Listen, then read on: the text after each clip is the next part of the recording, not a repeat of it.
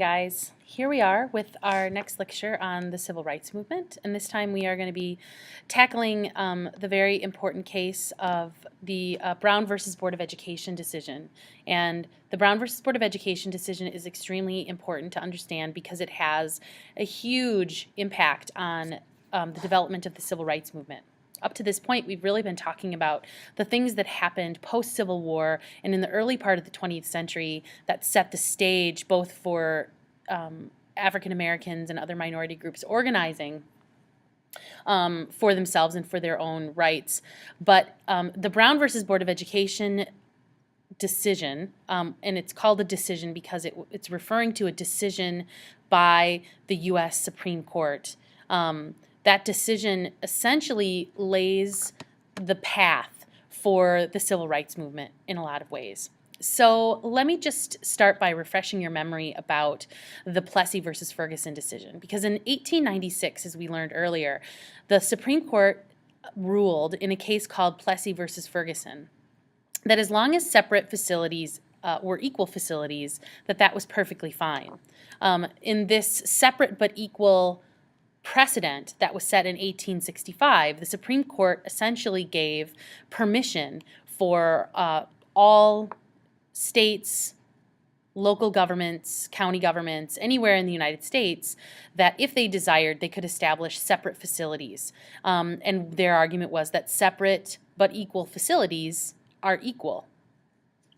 So as I mentioned earlier, this then laid the path essentially for these segregated facilities where African Americans sat in the back of the bus, where they drank from separate water fountains. African Americans weren't allowed to buy homes in certain areas, weren't allowed to swim in swimming pools, public pools, use public facilities, and all manner of separation derived from there. And, you know, the example that I often give people, because sometimes people will say, well, that does seem reasonable. I mean, you can have separate facilities, you know, as long as they're equal. That seems reasonable to make that kind of argument. But by the mid-1950s, what became clear was that separate and equal were not going hand in hand. And like I said, the example I often like to give is, you know, imagine two brothers who are given a piece of cake, and, you know, your mother gives the knife to the older brother and says, you guys have to share this cake, split it. I don't know about you guys, but I have two older sisters, and I know that many times in my life, while I love them dearly, that cake would not have been split equally down the middle. I mean, you know, you're gonna potentially be a little selfish and give yourself a little bit bigger piece of the pie.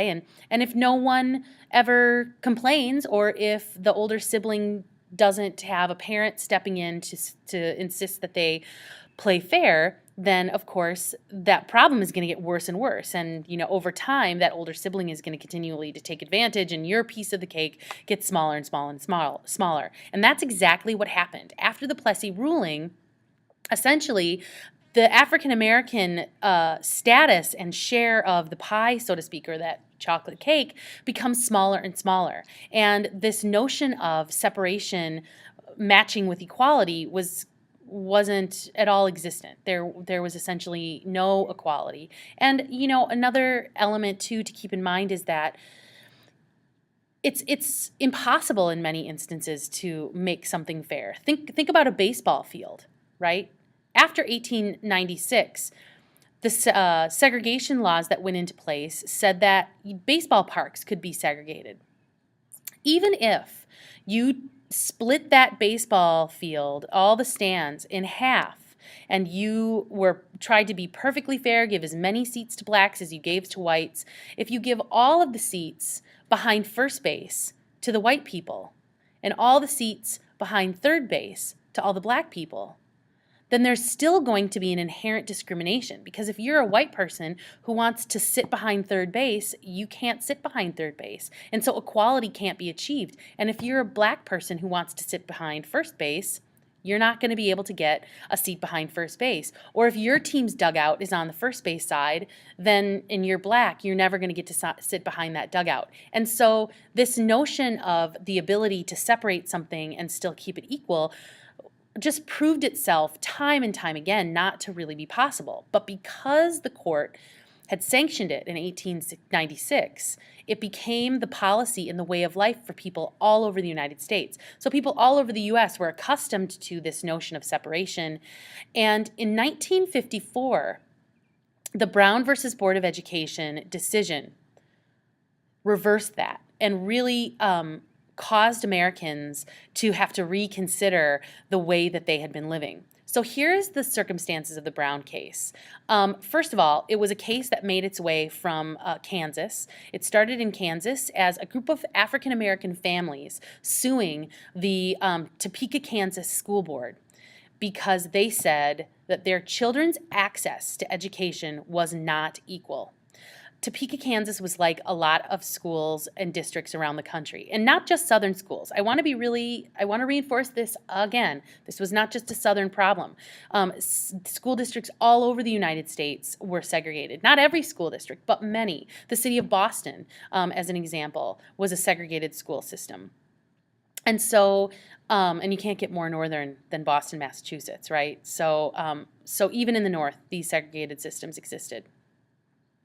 So you have the Topeka, Kansas School Board being sued by a group of black families. Now, Brown is the name that is associated, but Brown is associated with one child. Linda Brown, and actually her younger sister, were just one of a group of families that sued the school board. The reason we call it the Brown decision is literally because her name came first in the alphabet, so she was listed first as on the list of plaintiffs. So the Brown family, along with these other families, were suing the school board, and they were suing because, as they put it, their children were actually being harmed by the necessity for those children to go to black schools as opposed to white schools. On this next slide, there is a brief description and a couple of photographs of Linda Brown. So this is a photograph of Linda Brown in the bottom, but then up in the center there you see the picture of the two sisters together. So the background: in Topeka, Kansas in the late 1950s, schools were segregated by race. Each day Linda Brown and her sister Terry Lynn had to walk through a dangerous railroad switchyard, which you see them walking in this photograph, to get to the bus stop for the ride to their all-black school. So these girls were forced to walk through this train yard to get to a bus stop so that they could go to their black school, despite the fact that there was a school closer to the Brown's house, but it was only for white children. So what the Brown family and the other families was arguing was that because they had to go to these segregated schools, they were being put in an unequal circumstance. And in fact, in extreme circumstances, you can see here where these girls were actually in danger by having to walk through this dangerous railroad switchyard. Linda Brown and her family believed the segregated school system violated the Constitution, and it would have been the 14th Amendment, that equal protection clause, that they were really relying on to demonstrate a violation of their federal rights. In particular, they believed that the system violated the 14th Amendment, guaranteeing that people will be treated equally under the law. And so this case brought before, ultimately through the system of appeals, ultimately the Supreme Court hears it.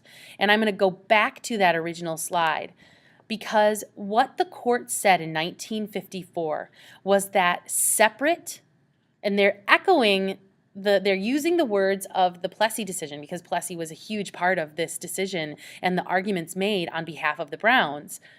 Separate is inherently unequal. This is what the court wrote in its ruling.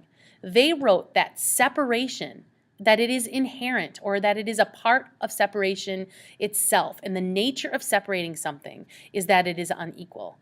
And, it's that ballpark description, that you cannot separate something and expect for it to be truly equal. Even if you tried to split that cake down to a molecular level, you couldn't really get a perfectly equal piece. And if you're going to say that you're doing things like sending little kids to separate schools or making people sit in different places on the bus, these aren't small things. And the lack of access to an equal system therefore violates that clause of the 14th Amendment, that equal protection clause says equal. It doesn't say almost equal. It doesn't say equal when you can. It says equal protection. And so the Brown case, when it comes down from the Supreme Court essentially makes a rule that says that the federal government and all jurisdictions that are subject to federal law, which includes all law in the United States, must now comply with this notion of the sort of inherently unequal nature of segregation and separation. It was a nuclear bomb. It was like a metaphorical nuclear bomb in the American, in the minds of Americans. And they knew this. The court knew that it was going to send shockwaves around the United States. And so they add this little disclaimer in their opinion. And this disclaimer is going to become really important later, because what they said that these changes should be made with what they called all deliberate speed. And this phrase, all deliberate speed, essentially translates to, do it as you can do it. It doesn't have to be done right now. It doesn't have to be done immediately. It's not going to necessarily change overnight. Get it done when you can. This idea is called gradualism, that there would sort of be this gradual change. But I would ask you to consider, if you were an African American who had suffered through, years of oppression and segregation, how would the court making this mighty ruling, but then saying, but let's do it slowly, how might that feel to you? If you were someone who was working hard to promote justice and to end segregation, many civil rights leaders felt that this gradualist approach that the Supreme Court was recommending was not enough, that it wasn't acceptable. And there was a lot of anger in some camps, especially in the camps of those individuals who were working to bring about these changes to civil rights laws. And so, but this gradualism is going to be a tool that's used by some segregationists to drag their feet and to say, well, we don't have to do it right away. We can wait. And so it's going to be several years, in fact, before major changes begin to be made. And it becomes one of the reasons why the civil rights movement starts to have to confront these laws, as we're going to see in the next lecture. But among the individuals who were proponents of these changes and who had become really fierce civil rights advocates were the people you see pictured on this page. And the most famous civil rights leader who comes out of this particular phase of the civil rights movement, the Brown decision, is a man named Thurgood Marshall. And Thurgood Marshall, I love this picture of him walking with his long trench coat. And he's quite a tall, distinguished-looking man. He was the lead attorney in the Brown case. He was an NAACP attorney. And he and his team of attorneys who you see flanking him and behind him were the ones who actually brought this case and successfully pursued it in federal court. And Thurgood Marshall becomes, and still is to this day, a very well-known civil rights hero.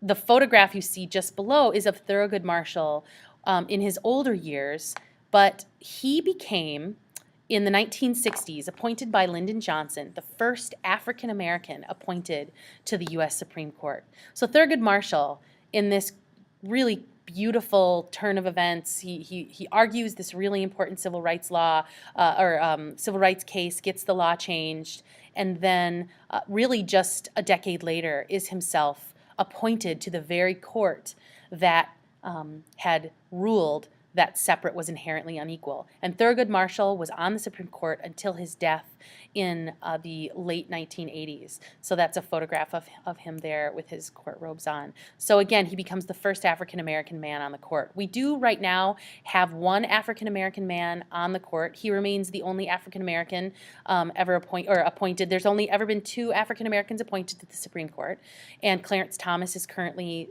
the only black man on the court. We do have a Latino woman who is on the court now. She's the first Latino ever appointed to the court. And in total, we have only ever had 4 women on the U.S. Supreme Court. And right now, 3 of those 4 women are serving. 3 of those 4 women. I just want to, no. 2 of those 4 women, sorry. 2 of those 4 women were appointed by Barack Obama. So very recent appointees. So, okay, that's it for this Brown versus Board of Education lecture. Thank you.